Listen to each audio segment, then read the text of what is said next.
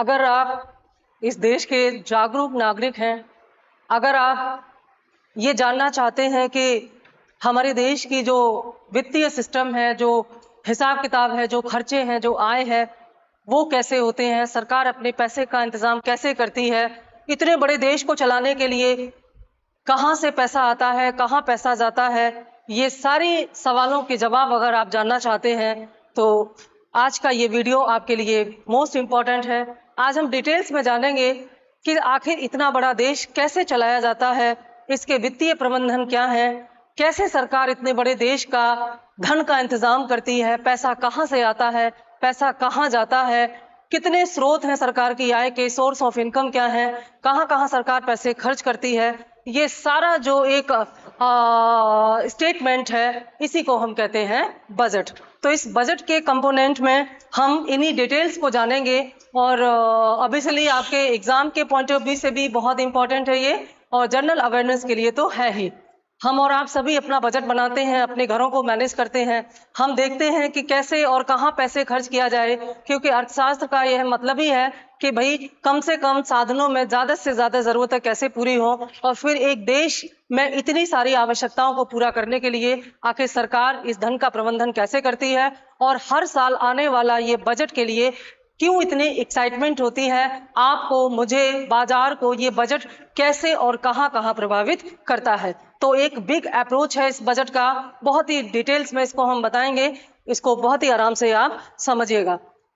पहले इसके थोड़े से कंपोनेंट के हम पार्ट आपको चार्ट के माध्यम से पढ़ाएंगे और फिर इसको बहुत ही व्यवहारिक तरीके से, बहुत ही इजी लैंग्वेज में आपको समझाएंगे, जिससे कि भले ही आप अर्थव्यवस्था या अर्थशास्त्र के बारे में कुछ नहीं जानते हो, लेकिन आपने अगर बजट के बारे में थोड़ा सा भी आपको जिज्ञासा है तो आपके सारे सवालों के जवाब आपको मिल जाए। ठीक है, तो पहले देखते हैं कि बजट के जो पार्ट होते हैं वो कितने। देखिए बजट क्या है, बजट एक वर्ष में सरकार द्वारा की गई कुल आय और सरकार द्वारा किए गए कुल व्यय का एक हिसाब किताब है, और कुछ नहीं है बजट। जैसे हम और आप अपना हिसाब किताब लगाते हैं कि हमने एक महीने में या एक साल में कहाँ कितना खर्च किया, वैसे ही सरकार भी हिसाब लगाती है कि कहाँ से कितना पैसा आया है, कहाँ कितना खर्च करना है, कहाँ से बचाना है, कितने टैक्स लगाने हैं, कितनी सब्सिडी लगानी है, ये सारी चीजों का हिसाब किताब सरकार देती है। अब सरकार ये संवैधानिक प्रावधान के माध्यम से देती है, और क्योंकि ये पूरे देश को प्रभावित करता है तो जाहिर सी बात है पूरे देश का भविष्य और बनता बिगड़ता है, यानी कि बजट किसी देश के भविष्य को दिशा देता है। ध्यान दीजिएगा, यह किसी देश की अर्थव्यवस्था को एक डायरेक्शन देता है और इससे किसी देश की जो आर्थिक नीति है उसका पता चलता है। तो कुल मिलाकर के बजट केवल पैसे का हिसाब किताब ही नहीं है, बजट एक ऐसा दस्तावेज है जिससे आप किसी देश की सोच जान सकते हो। जैसे हमारे पड़ोसी देशों का जब बजट आता है, मान लीजिए चाइना का बजट आया, तो चाइना का बजट जान करके हमें यह पता चलेगा कि चाइना क्या सोच रहा है। अगर चाइना डिफेंस व्यय ज्यादा कर रहा है, यानी कि अपनी सुरक्षा पर, सिक्योरिटी पर ज्यादा खर्च कर रहा है, तो भारत को अलर्ट हो जाना चाहिए, क्योंकि भारत की सीमाओं पर अब वो ज्यादा सैनिक लगाएगा, ज्यादा बंदूकें खरीदेगा, ज्यादा हथियार खरीदेगा, तो जाहिर सी बात है इससे भारत के लिए थ्रेट क्रिएट होगा। इसके अलावा अगर पाकिस्तान अपने रक्षा पर ज्यादा खर्च कर रहा है, इससे भारत को खतरा हो जाएगा, तो भारत भी अपना रक्षा व्यय बढ़ाएगा। जब हमारा रक्षा पर या देश की सुरक्षा पर ज्यादा खर्च किया जाएगा तो इसका असर किस पर पड़ेगा, देश के विकास कार्यों पर पड़ेगा। जो कल्याणकारी योजनाएं थी उनके लिए पैसे कम पड़ जाएंगे, तो कल्याणकारी योजनाओं का असर सीधे हम पर और आप पर पड़ेगा, हमारे परिवारों पर पड़ेगा। फिर जब सरकार के पैसे कम पड़ जाएंगे तो सरकार क्या करेगी, टैक्स लगाएगी, सब्सिडी को कम कर देगी, जो हमें हेल्प मिल रही थी, तमाम जगह सरकारी छूट दी जा रही थी, वो कम कर दिए जाएंगे। टैक्स बढ़ेंगे तो सामान महंगा हो जाएगा। तो किसी भी क्षेत्र में सरकार द्वारा किए गए खर्चे या सरकार की आय के जो इंतजाम होते हैं, जो सेटलमेंट होते हैं, वे आम आदमी को प्रभावित करते हैं। इसलिए बजट, ये मत सोचिए सरकार का काम है, बजट जनता के लिए बनाया गया है, इसलिए जनता को बजट समझ में आना बहुत जरूरी है। तो बजट के जो कंपोनेंट हैं उसमें पहला हम पढ़ेंगे राजस्व बजट या रेवेन्यू बजट। राजस्व बजट का मतलब क्या होता है, देखिए जैसे हमारे और आपके आय के कई स्रोत होते हैं, जैसे हम कुछ इनकम हमारी ऐसी होती है जो कि हम अपने जॉब करते हैं वहां से कमाते हैं, या कोई व्यापार है हमारा वहां से पैसा लगातार आता जाता है। लेकिन जब हमारे पास पैसे कम पड़ जाते हैं तो हम किसी से उधार भी लेते हैं, वो भी हमारी प्राप्तियां हैं। वो कैसी प्राप्तियां हैं? इसके अलावा हमें कुछ आर्थिक सहायता मिलती है, इधर उधर से हमें कुछ पैसे मिल जाते हैं, उससे भी हमारे खर्चे चलते हैं। तो ऐसे ही सरकार की आय के बहुत सारे साधन हैं, बहुत सारे सोर्स हैं। तो कहाँ कहाँ से पैसा आता है और कहाँ कहाँ सरकार खर्च करती है, उसी को दो भागों में बांटा गया है। यानी कि अगर हम जनरली देखें इसको, अगर हम एक सामान्य तरीके से देखें कि सरकार की आय और व्यय को दो तरीके से बांटा जाता है। ऐसी आय और व्यय, यहां पर हम बहुत ही सामान्य तरीके से आपको समझाएंगे, किताबों में बहुत ही इसको टिपिकली लिखा गया है। प्रश्न सीधे सीधे पूछा जाता है कि राजस्व बजट और पूंजी बजट में क्या अंतर होता है। तो राजस्व बजट में सरकार की ऐसी आय और ऐसे व्यय दर्ज होते हैं सरकार की। देखिए यहाँ रिसीप्ट दो बार लिख दिया गया है, यहाँ रिसीप्ट्स होगा और यहाँ पर क्या होगा, यहाँ पर एक्सपेंडिचर होगा। आजकल हमारे कंप्यूटर वाले भाई बहुत गलती करने लगे हैं और इसकी वजह से हमें प्रॉब्लम हो जाती है। तो एक्सपेंडिचर यानी कि व्यय। तो कुल मिलाकर के रेवेन्यू बजट सरकार की ऐसी आय और ऐसे व्यय होते हैं जो वास्तविक होते हैं। यहाँ पर अभी इतना आप समझिए, वास्तविक का मतलब है कि सरकार को मिलने वाला वो पैसा जो सरकार वापस नहीं करती। अब आप कहेंगे क्या सरकार की जेब में रखा रहेगा? अरे भाई, सरकार उसको खर्च करती है लेकिन जिससे लिया है उसको वापस नहीं करती। ठीक है, तो ऐसी आय जो सरकार को वापस नहीं करनी है और ऐसे व्यय जो सरकार को वापस प्राप्त नहीं होंगे। जैसे टैक्स से होने वाली इनकम सरकार की वास्तविक आय है। जैसे सरकार ने इनकम टैक्स से मान लीजिए 1000 करोड़ रुपए की कमाई की, तो सरकार ने इनकम टैक्स लगा के जो पैसा सरकार को मिला है वो सरकार की वास्तविक आय है। इसे सरकार कभी लौटाएगी नहीं। क्या आपको आपका इनकम टैक्स वापस मिला जो आपने 2-3 साल पहले दिया था सरकार को? नहीं ना, क्योंकि यह सरकार की आय के वास्तविक स्रोत हैं। जीएसटी के माध्यम से सरकार को जो इनकम हो रही है ये सरकार की वास्तविक आय है। यानी कि सरकार की वास्तविक आय, राजस्व आय क्या होती है? वास्तविक आय होती है। राजस्व आय वास्तविक आय होती है और वास्तविक आय वह होती है जो सरकार की लायबिलिटीज या देनदारियों में वृद्धि नहीं करती। जैसे ऐसी आय जिसे वापस नहीं करना और ऐसे व्यय जो वापस प्राप्त नहीं होंगे। ठीक है, हमने यहाँ पर सरकार की आय और व्यय को दो हिस्से में बांटा गया है। एक है राजस्व आय, राजस्व व्यय, और दूसरा है पूंजी आय और पूंजी व्यय। इसको हम कहेंगे पूंजी आय और इसको हम कहेंगे पूंजी व्यय। ठीक है, तो पूंजी आय और व्यय के हिस्सा जो एक पूरा स्टेटमेंट है इसको क्या कहते हैं? पूंजी बजट। तो इसको हम दो पार्ट में पढ़ेंगे, राजस्व बजट और पूंजी बजट। तो इसको अलग अलग करके हम कैसे पढ़ेंगे इसे याद देखिएगा। पहले हम राजस्व बजट को देखते हैं। ठीक है, रेवेन्यू बजट, राजस्व बजट। सबसे पहले जान ले राजस्व बजट क्या है। ऐसा बजट जिसकी आय भी वास्तविक है और जिसके व्यय भी वास्तविक है। इसकी आय और व्यय सरकार को एक्चुअल में करनी पड़ती है। जो खर्च हो गया वो वापस नहीं मिलना और जो इनकम मिली है उसे वापस नहीं करना। ठीक है, तो चलिए देखते हैं कि सरकार की वास्तविक आय के स्रोत क्या हैं। तो वास्तविक आय के स्रोत में सबसे पहले क्या है? टैक्स। ठीक है, टैक्स दो प्रकार के होते हैं जिसे हम अलग वीडियो में देखेंगे। टैक्स के बारे में पूरा स्ट्रक्चर पढ़ेंगे। तो डायरेक्ट और इनडायरेक्ट टैक्स, यानी कि जो प्रत्यक्ष कर लगाती है सरकार हमारे ऊपर और अप्रत्यक्ष कर लगाती है। प्रत्यक्ष कर में सबसे बड़ा उदाहरण क्या दे सकते हैं आप? प्रत्यक्ष कर में सबसे बड़ा उदाहरण दे सकते हैं आप इनकम टैक्स का। ठीक है, इनकम टैक्स, हमारी और आपकी इनकम पर जो टैक्स लगता है आयकर, उसे हम इनकम टैक्स कहते हैं। और अप्रत्यक्ष कर क्या होता है? GST, goods and service tax. तो इन टैक्स से सरकार को जो इनकम होती है वो कैसी होती है? वास्तविक होती है, क्योंकि सरकार इसे कभी किसी को वापस नहीं करेगी बल्कि सरकार इसे अपने बजट के हिसाब से खर्च करेगी। टैक्स के अलावा और कौन सी वास्तविक स्रोत है जो नॉन टैक्स रिसीप्ट्स में आती है? नॉन टैक्स में आ जाएंगे सेलिंग गुड्स एंड सर्विसेज। जैसे बहुत सारे सरकारी कारखाने, सरकारी उद्योग, सरकारी फैक्ट्रियां हैं जिनमें बनने वाली वस्तुओं की सरकार बिक्री करती है। इसके अलावा सरकार बहुत सारी चीज़ों का निर्यात भी करती है, बहुत सारी चीज़ें देश के अंदर बेची जाती हैं। जैसे बहुत सारी सरकारी कंपनी है हमारी, सेल है, भेल है, एनटीपीसी है, ठीक है। तो जितने भी पब्लिक इंटरप्राइजेज हैं, इन पब्लिक इंटरप्राइजेज में जो भी सामान बनता है उनकी बिक्री से या उनकी सेवाओं की बिक्री से सरकार को जो भी इनकम होती है वह वास्तविक आय होती है, लेकिन वह टैक्स के अलावा होती है। तो इसे हम कहेंगे नॉन टैक्स रेवेन्यू रिसीप्ट्स, ठीक है। इसके अलावा डिविडेंड एंड प्रॉफिट। डिविडेंड क्या होते हैं? डिविडेंड का मतलब होता है लाभांश, यानी कि सरकार जो शेयर मार्केट में निवेश करती है या किसी और सेक्टर में शेयर निवेश करती है, यानी कि सरकार द्वारा शेयर में किए गए निवेश पर जो सरकार को आमदनी होती है वह भी सरकार की वास्तविक आय होती है। इसके अलावा इंटरेस्ट यानी कि ब्याज, ये बहुत इंपॉर्टेंट होता है। जैसे सरकार ने किसी को उधार दिया है, ठीक है, तो सरकार जब किसी को उधार देती है, जैसे राज्यों को उधार देती है, जैसे किसी अंतर्राष्ट्रीय स्तर पर किसी देश को उधार देती है, तो सरकार जब किसी को उधार देती है तो उस पर सरकार को ब्याज मिलता है। और ध्यान देना, उधार जो होते हैं, जो ऋण होते हैं, वे वास्तविक आय नहीं होते, लेकिन जो ब्याज होते हैं वो वास्तविक आय होते हैं। तो ब्याज यानी कि इंटरेस्ट भी कहाँ आएंगे? वास्तविक आय या रेवेन्यू रिसीप्ट्स में आएंगे इंटरेस्ट। इसके अलावा ग्रांट्स रिसीप्ट। ग्रांट्स का मतलब क्या होता है? अनुदान। यहाँ पर बहुत विस्तार से समझ लें, एक होते हैं अनुदान, एक होते हैं ऋण।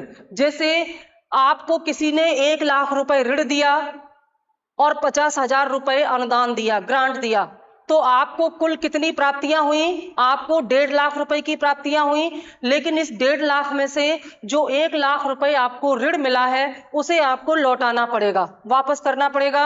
तो यह ऋण के रूप में प्राप्त आय आपकी वास्तविक आय नहीं है। उसे हम कहाँ रखेंगे? उसे रखेंगे पूंजी बजट में। लेकिन ये जो 50,000 रुपए आपको अनुदान या ग्रांट के रूप में मिले हैं, इसे आपको कभी किसी को लौटाना नहीं है, क्योंकि अनुदान का मतलब ही होता है वह धन जो सहायता के रूप में प्राप्त हुआ हो और जिसे लौटाना ना पड़े। तो जो 50,000 रुपए आपको अनुदान के रूप में मिले हैं, यह आपकी वास्तविक आय मानी जाएगी, क्योंकि इसे आप कभी वापस नहीं करेंगे। तो इसी प्रकार से सरकार को भी ऋण के रूप में प्राप्तियां होती हैं और अनुदान के रूप में। ऋण के रूप में जो प्राप्तियां होती हैं उसे अभी हम कहाँ, जब पूंजी बजट पढ़ेंगे तो पूंजी बजट की आय में रखेंगे। लेकिन ये अनुदान है तो अनुदान राजस्व बजट की आय में शामिल किए जाते हैं, ठीक है। अब देखिए, सरकार की वास्तविक आय कौन कौन सी हो गई? सरकार की वास्तविक आय हो गई वह आय जो टैक्स से मिलती है और वह आय जो टैक्स के अलावा विभिन्न स्रोतों से मिलती है लेकिन उसे कभी लौटाना नहीं पड़ता।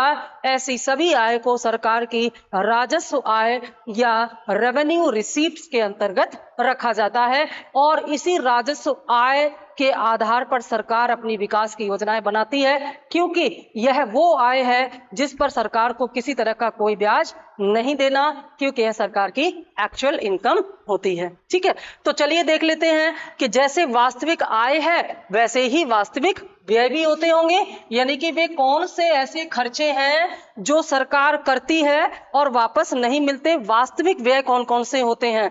तो इनमें पहला और सबसे बड़ा पार्ट होता है ब्याज पर किया गया खर्चा, यानी कि इंटरेस्ट पेड। सरकार जो कर्जे लेती है, जो ऋण लेती है, चाहे वो आरबीआई से ले, चाहे वो पब्लिक से ले, चाहे वो अंतर्राष्ट्रीय संस्थानों से ले, सरकार द्वारा लिए गए ऋणों पर सरकार को क्या देना पड़ता है? ब्याज देना पड़ता है। और ब्याज से होने वाली आय और ब्याज पर किए गए व्यय कैसे होते हैं? वास्तविक होते हैं, क्योंकि ब्याज कभी वापस नहीं मिलता। इसके अलावा सैलरीज, यानी कि सरकार जो तनख्वाह देती है, जितने भी सरकारी कर्मचारी हैं उनको सरकार जो तनख्वाह देती है, वे कैसे खर्चे हैं सरकार के, कैसे व्यय हैं? यह सरकार के रेवेन्यू एक्सपेंडिचर हैं, वास्तविक व्यय हैं, क्योंकि यह कभी वापस नहीं मिलते। पेंशन, पेंशन पर जो खर्च किया है सरकार ने, ये भी क्या है, ये भी सरकार के वास्तविक व्यय हैं, रेवेन्यू बजट का ही पार्ट है। इसके अलावा ग्रांट्स यानी कि सरकार जो अनुदान देती है, जैसे केंद्र सरकार राज्य सरकारों को अनुदान देती है, जो हमारी केंद्र शासित प्रदेश है उनको अनुदान देती है। तो सरकार द्वारा जितने भी अनुदान दिए गए हैं वो भी सरकार के कैसे खर्चे हैं, राजस्व व्यय हैं, क्योंकि यह वास्तविक व्यय के अंतर्गत आता है। तो ध्यान से समझिएगा एक बार कि सरकार को प्राप्त होने वाली ऐसी आय जो टैक्स और टैक्स के अलावा इन स्रोतों से मिलती है, और सरकार द्वारा किए गए ये सारे व्यय सरकार के वास्तविक आय और व्यय होते हैं और ये रेवेन्यू बजट में आते हैं। यहाँ पर एक प्रश्न आया था कि अगर किसी देश के बजट की वास्तविक स्थिति जाननी हो तो बजट के कौन से हिस्से का अध्ययन करना चाहिए या किसको देखना चाहिए। तो सामान्य सी बात है कि बजट के राजस्व भाग को देख करके यानी कि रेवेन्यू बजट को देख करके आप समझ जाएंगे कि वास्तव में सरकार कितना पैसा सरकार के पास आ रहा है और कितना पैसा जा रहा है, यानी कि कहां से पैसा आ रहा है और कहां से पैसा जा रहा है। हम आपको बजट घाटे भी आगे पढ़ाएंगे, लेकिन इसमें थोड़ा सा जान लीजिए कि जब सरकार की राजस्व आय या रेवेन्यू जो रिसीप्ट्स हैं ये कम हो जाती हैं और रेवेन्यू एक्सपेंडिचर यानी कि राजस्व व्यय बढ़ जाते हैं तो राजस्व घाटा, राजस्व बजट क्या होता है, घाटे में चला जाता है। इसे क्या बोलते हैं, राजस्व घाटा या रेवेन्यू डिफिसिट। और यह घाटा बहुत महत्वपूर्ण होता है और वास्तविक होता है, क्योंकि यह बजट भी वास्तविक होता है या बजट का यह हिस्सा बहुत ही वास्तविक और एक्चुअल जानकारी देता है। ठीक है, अब हम आते हैं बजट के दूसरे हिस्से पर। बजट का दूसरा हिस्सा क्या है, बजट का दूसरा हिस्सा है पूंजी बजट या कैपिटल बजट। मैंने आपको बताया कि बजट दो हिस्से में बांटा जाता है, एक रेवेन्यू बजट और एक कैपिटल बजट। रेवेन्यू बजट में सरकार की वास्तविक आय और वास्तविक व्यय का हिसाब किताब होता है और पूंजी बजट में सरकार की ऐसी आय और व्यय का हिसाब किताब होता है जो सरकार के लिए भविष्य में देनदारियों में वृद्धि करती है, लायबिलिटीज को बढ़ाती है। देनदारियों का मतलब क्या है, जैसे सरकार ने मान लीजिए कोई सुकन्या समृद्धि योजना चलाई, ठीक है। अब सुकन्या समृद्धि योजना के माध्यम से सरकार को साल में 1000 करोड़ रुपए मिले जनता से, हमने और आपने 1000 करोड़ रुपए खाते में जमा किए सुकन्या समृद्धि योजना में। ध्यान देना, सुकन्या समृद्धि योजना बैंकों की योजना नहीं है, ये सरकार की योजना है। इस पर जो ब्याज दिया जाता है वो बैंक नहीं देते, सरकार देती है। तो जनता ने सुकन्या समृद्धि योजना में जो भी पैसा जमा किया ये सरकार को मिला, तो ये सरकार को प्राप्त होने वाला वह धन है जिसे सरकार एक निश्चित समय के बाद जनता को वापस करेगी। तो यह सरकार को की प्राप्तियां तो हैं, लेकिन ऐसी प्राप्तियां जो देनदारियों को बढ़ाती हैं। आज 1000 करोड़ रुपए मिला है तो कल देना पड़ेगा 1000 करोड़ रुपए और उस पर ब्याज भी देना पड़ेगा, ठीक है।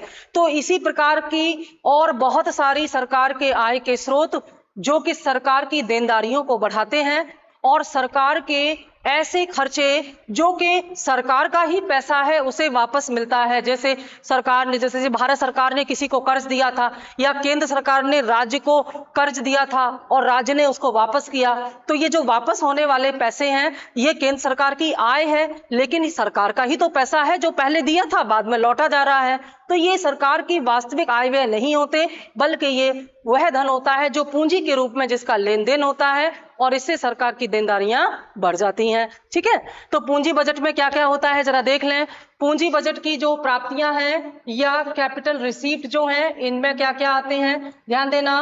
इसमें देनदारियां बढ़ती हैं। देनदारियां बढ़ने का मतलब है कि यह पैसा सरकार को लौटाना पड़ता है। कौन सा है वो पैसा, लोन बोरोइंग, यानी कि सरकार जब ऋण लेती है, लोन बोरो करती है। अब सरकार ऋण कहां कहां से लेती है, बहुत ध्यान से समझिएगा। सरकार आरबीआई से ऋण लेती है, ठीक है, क्योंकि आरबीआई सरकार का बैंक है। और कहां से ऋण लेती है सरकार, पैसे कहां से मिलते हैं सरकार को, सरकार को पब्लिक से पैसे मिलते हैं। और कहां से मिलते हैं, और सरकार को बाहरी स्रोतों से पैसे मिलते हैं। यानी कि सरकार को ऋण प्राप्त होने के 3 स्रोत हैं। हमारे देश की सरकार को जो पैसा मिलता है उधार के रूप में वो 3 माध्यम से मिलता है। तो इनमें पहला माध्यम आरबीआई, सबको समझ में आ गया। आरबीआई, हम सार्वजनिक ऋणों के प्रबंधन पर एक अलग वीडियो लेकर के आएंगे, यहाँ पूरा फोकस बजट पर रखते हैं। तो आरबीआई से सरकार कर्ज लेती है, वापस तो करना पड़ेगा ना। इसके अलावा पब्लिक से, पब्लिक कौन है? जनता। जनता से सरकार कैसे ऋण लेती है, चलिए देख लेते हैं। नेशनल सेविंग स्कीम्स के माध्यम से, ठीक है, और राष्ट्रीय बचत योजनाओं के माध्यम से। मैंने अभी अभी आपको एग्जाम्पल दिया सुकन्या समृद्धि योजना। सुकन्या समृद्धि योजना क्या है? राष्ट्रीय बचत योजना ही तो है। इसके अलावा नेशनल पेंशन स्कीम जो है, नेशनल पेंशन स्कीम के माध्यम से आप अपना पैसा जमा करते हैं, सरकार के पास रहता है। इसके अलावा कोई भी बचत योजना, जैसे डाकघर में की गई बचत जमा है, किसान विकास पत्र, इंदिरा विकास पत्र। इसके अलावा हम और आप जो भी सरकारी योजना में अपना पैसा जमा करते हैं बचत के लिए, भविष्य के लिए, ये सारा पैसा किसको मिलता है? सरकार को मिलता है। फिर एक बार आपको याद दिला दूं, बैंकों से इसका बैंक अलग अपना हिसाब किताब देखते हैं, ठीक है। तो सरकार के पास ये जो पैसा है आपका, जो आपने बचत के रूप में जमा किया है, ये एक तरह से सरकार पर जिम्मेदारी है कि वह आपके पैसे को वापस करेगी। तो यह सरकार को प्राप्त होने वाली वह आय है जिसे वापस करने की जिम्मेदारी सरकार पर बनी रहती है, इसीलिए इसे पूंजी प्राप्तियों में स्थान दिया जाता है। या सरकार जब अपना बजट बनाती है तो उसमें हिसाब किताब रखती है, इतना पैसा यहां से आया, कौन सा पैसा पूंजी खाते में आया, कौन सा पैसा राजस्व खाते में आया, तो उसका एक सीक्वेंस सरकार तैयार करती है, ठीक है। तो पब्लिक से प्राप्त होने वाला धन, पहला स्रोत क्या था? National saving scheme. और क्या है? Provident fund. इसको बहुत बढ़िया से समझिएगा, पीएफ इसको बोलते हैं, प्रोविडेंट फंड। हिंदी में इसको बोलते हैं भविष्य निधि। जैसे जो नियमित आय वाले लोग होते हैं, या अब तो सबके लिए इंतजाम हो गया है, तो हम अपनी आय का कुछ हिस्सा भविष्य के लिए फंड के रूप में तैयार करते हैं, इसको बोलते हैं प्रोविडेंट फंड या भविष्य निधि, ठीक है। ये कितने प्रकार की होती हैं?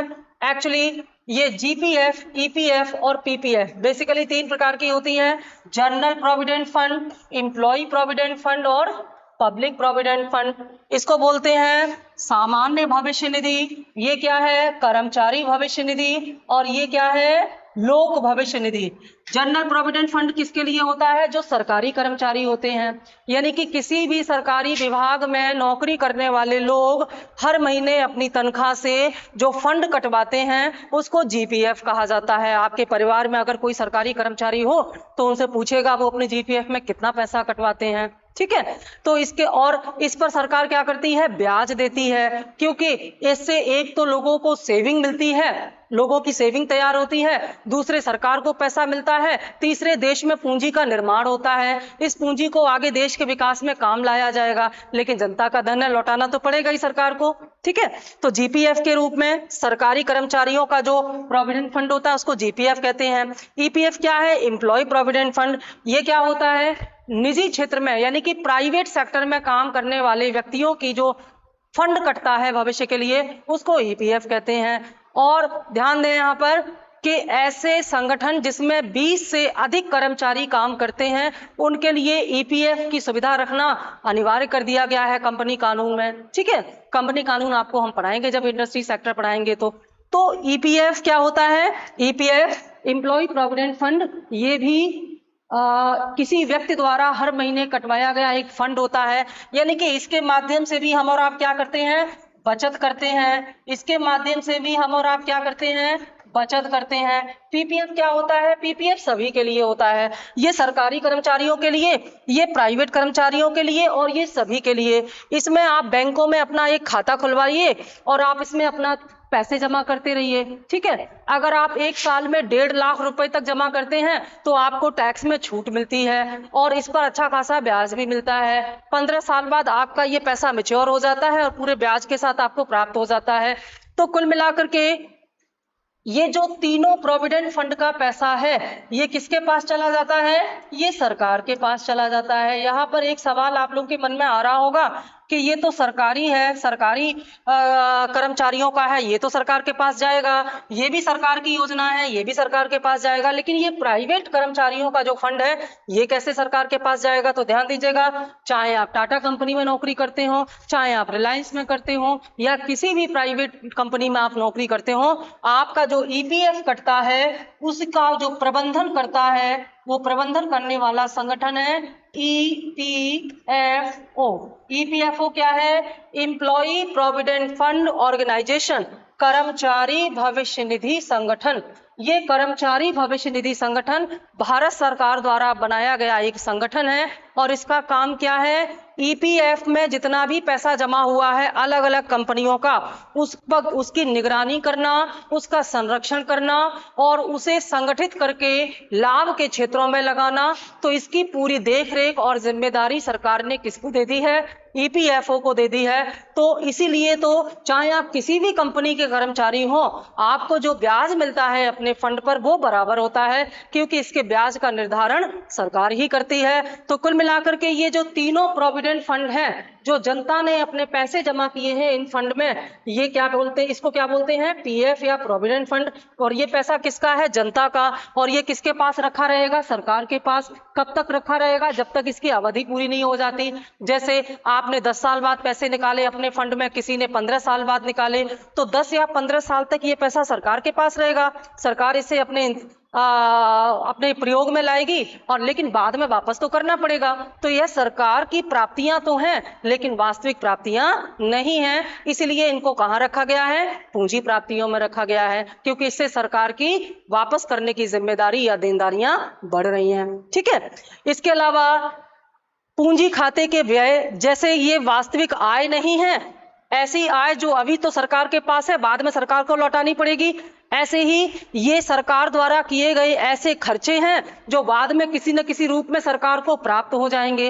यानी कि सरकार द्वारा किए गए ऐसे व्यय जो भविष्य में सरकार को वापस मिल जाएंगे, उन्हें पूंजी व्यय कहते हैं। ठीक है। एक पॉइंट यहां पर हमारा छूट गया, बहुत इंपॉर्टेंट, 2 पॉइंट छूट गए। हमने कैपिटल रिसीप्ट में आपको लोन बोरोइंग में 3 पॉइंट बताए, आरबीआई, पब्लिक और एक्सटर्नल। एक्सटर्नल में क्या होता है, एक्सटर्नल में सरकार बाहरी स्रोतों से कर्जे लेती है। बाहरी स्रोतों में कौन आ जाते हैं, अंतर्राष्ट्रीय संगठन मेनली आ जाते हैं, और क्या आ जाते हैं, कॉमर्शियल बॉन्ड आ जाते हैं। यानी कि सरकार अपने कॉमर्शियल बॉन्ड बेच करके अंतर्राष्ट्रीय बाजार से पैसे उठाती है। तो ये बाह्य ऋण हो गए। ठीक है। इसके अलावा रिकवरी ऑफ लोन, या इसको थोड़ा सा देख लेते हैं और डिटेल्स में। सरकार को कैपिटल रिसीप्ट में और कहां से पैसा मिलता है, यानी कि सरकार ने जो लोन दिया था उसकी जब वापसी होती है तो सरकार को पैसा मिलता है। डिसइन्वेस्टमेंट, ये बहुत महत्वपूर्ण है, इसको हम बोलते हैं विनिवेश। विनिवेश, जैसे अभी आपने सुना कि कुछ समय पहले सरकार ने एयर इंडिया का डिसइन्वेस्टमेंट कर दिया।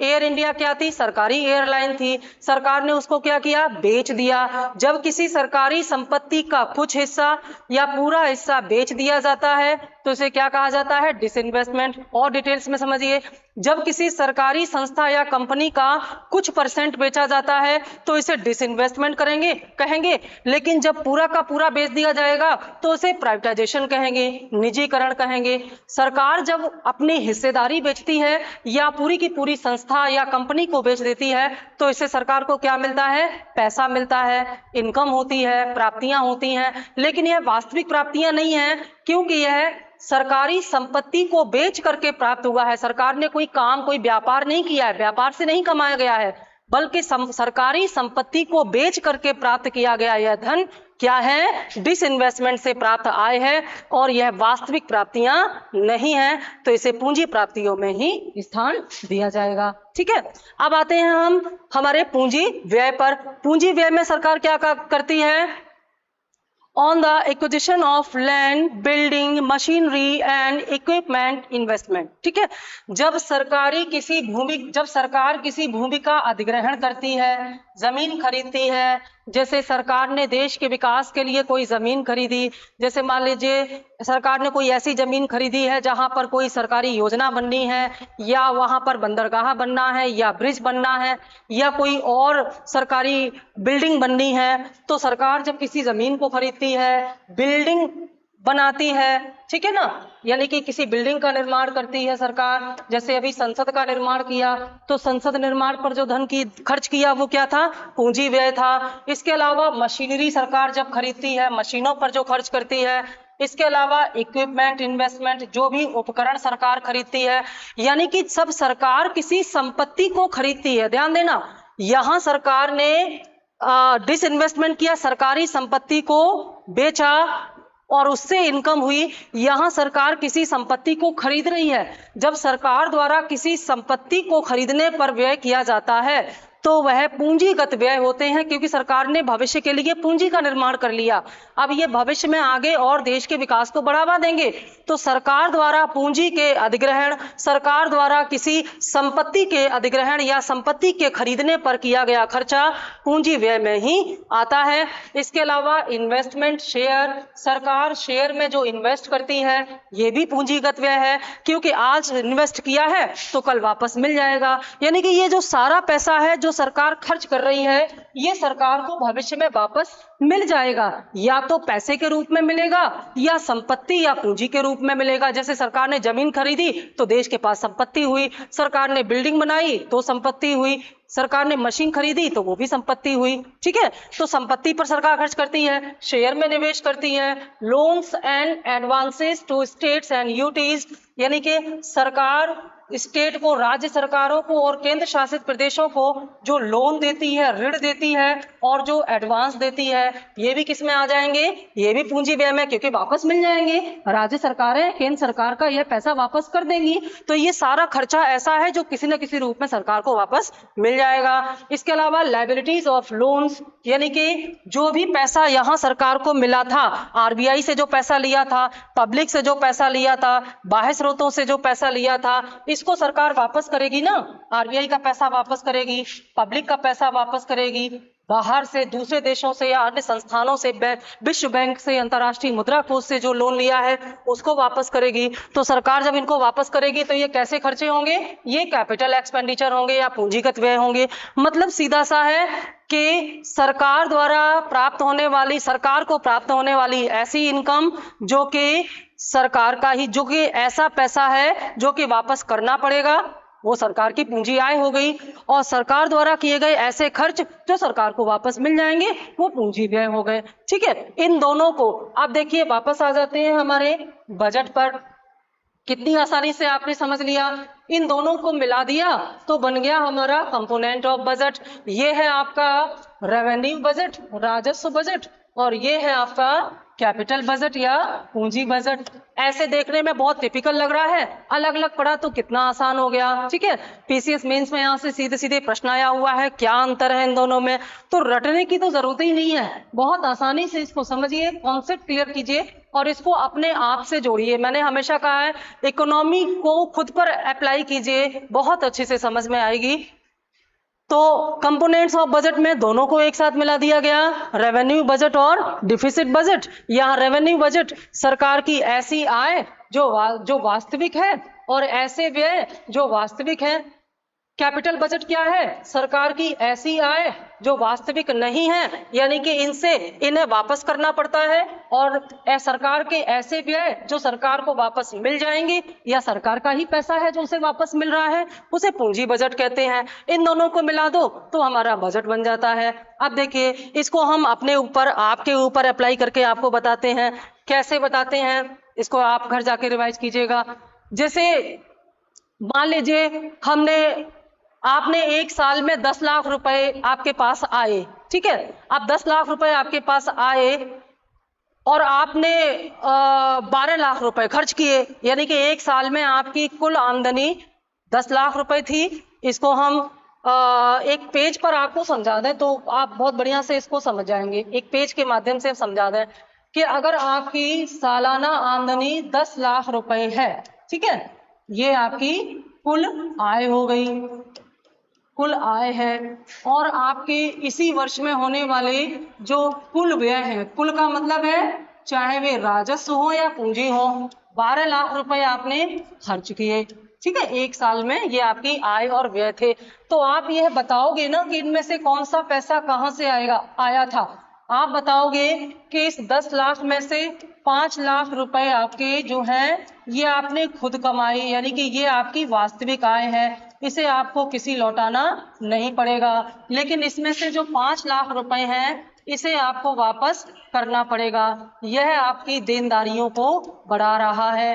तो देनदारियों को बढ़ाने वाली यह आय कहाँ से आई आपकी, जैसे आपको आपके बिजनेस में किसी ने 2 लाख रुपए लगाए तो वो देनदारी आप पर हो गई, वापस तो करना पड़ेगा। इसके अलावा किसी ने आपको 1 लाख रुपए की सहायता दी कि भाई लो व्यापार में लगा लो, बाद में लौटा देना, तो ये 1 लाख रुपए आप पर आ गया, आपकी इनकम तो हुई लेकिन लौटाना पड़ेगा। इसके अलावा 2 लाख रुपए आपने किसी से कर्जा ले लिया, तो ये जो 5 लाख रुपए हैं ये आपने किसी न किसी रूप में प्राप्त किया है। जैसे आपने ऋण के रूप में प्राप्त किया है, जैसे आपने अपनी कोई संपत्ति बेच करके 2 लाख रुपए का इंतजाम किया है, ठीक है। इसके अलावा आपका जो पैसा था किसी के पास वो आपको उधार मिला है, यानी कि जो आपने ऋण किसी को दिए थे वे ऋण आपको क्या हो गए, वापस हो गए, ऋण वापसी मिली है। तो आपको 2 लाख रुपए आपने ऋण ले लिए, 1 लाख रुपए की संपत्ति आपने बेच दी और 2 लाख रुपए जो आपका पैसा कभी आपने किसी को दिया था वो आपको वापस मिल गए। तो ये 5 लाख रुपए आपने यहाँ से अरेंज किए, लेकिन ये 5 लाख रुपए आपने कहाँ से कमाए, अपने व्यापार से कमाए। ये आपके पैसे हैं, ये पैसे आपको कभी किसी को नहीं लौटाना है, लेकिन ये तो आपको लौटाना पड़ेगा ही। तो ऐसे ही इसको क्या कहा जाएगा, यहाँ पर इसको आपकी कहा जाएगा राजस्व आय, ठीक है। इसे कहा जाएगा आपकी राजस्व आय और इसे आपका कहा जाएगा राजस्व व्यय। राजस्व व्यय अब कितना आसान हो गया, और इन दोनों को मिला दिया और ये आपका जो हिसाब किताब है, स्टेटमेंट है, इसको कहा जाएगा आपका राजस्व बजट। ऐसे ही सरकार करती है, कोई प्रॉब्लम नहीं है। अब इनमें दिखाई दे रहा है कि आपने जो खर्चा किया, अब राजस्व बजट का खर्चा आपने, जैसे आपकी कुल आय 10 लाख रुपए थी उसको आपने 2 हिस्से में बांटा, ऐसे ही आप इसको इसके व्यय को बांटेंगे। तो कुल मिलाकर के अगर आपने 10 लाख रुपए कमाया और 12 लाख खर्च किया तो आप घाटे में जा रहे हैं। ऐसे ही सरकार भी, जब सरकार की आमदनी कम होती है, खर्चे ज्यादा होते हैं तो घाटा होता है। तो यहाँ 2 लाख रुपए का क्या हो जाएगा आपका डिफिसिट, इसको हम कहेंगे बजट डिफिसिट। इसको आप कैसे पूरा करोगे इसे हम अपनी अगले वीडियो में आपको बताएंगे। तो बार बार इसको देखिएगा, कंपोनेंट से बहुत सारे प्रश्न आते हैं और आपको बहुत सारे सवालों का जवाब यहाँ से मिलेगा। टैक्स पर हम बहुत डिटेल्स में आपको एक अलग वीडियो लेके आएंगे जिसमें इनकम टैक्स और जीएसटी के बारे में बताएंगे, किन किन चीजों पर कितना टैक्स सरकार ने लगाया है, उसकी बात दूसरे वीडियो में करेंगे। तो इसको वापस आप पढ़िएगा और मुझे पूरी उम्मीद है कि बहुत ही व्यवहारिक तरीके से आपको समझ में आ जाएगा कि पैसा कहाँ से आता है और पैसा कहाँ जाता है और क्यों सरकार की आय कम और व्यय ज्यादा हो जाते हैं। Thank you.